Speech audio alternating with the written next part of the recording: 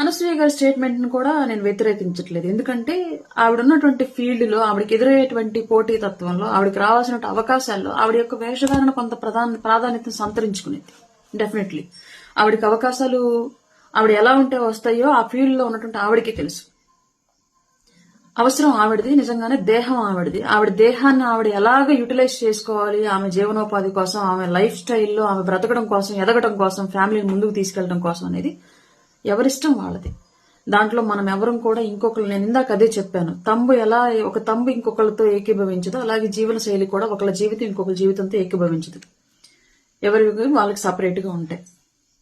అలాగే అనసూయ స్టేట్మెంట్ నేను okay support చేస్తా. బట్ ఎట్ ఏ టైం ఆవిడ చెప్పిన దాంట్లో ఇంకొకటి కూడా, ఒక తల్లిగా నాకు ఇంకొక నెగటివ్ ఒపీనియన్ కూడా ఉంది. ఏంటి అంటే మరీ అంత స్థాయిలో అశ్లీలంగా అన్ని చోట్ల చూసేటువంటి పరిస్థితి ఉంది. ఇప్పుడు నేను నా కొడుకుని, టీనేజ్ లో ఉన్న నా కొడుకుని తీసుకుని వెళ్ళి ఒక అశ్లీలమైనటువంటి, లేదంటే పొట్టి బట్టలు వేసుకొని ఎక్కువ స్కిన్ షో చేస్తున్నటువంటి ఆర్టిస్ట్ ని నేను చూడలేను నా కొడుకుతో, టీనేజ్ లో ఉన్న కొడుకుతో. అలాగే నా హస్బెండ్ కూడా నా టీనేజ్ లో ఉన్నటువంటి కూతురుతో పాటు వెళ్ళి చూడలేడు.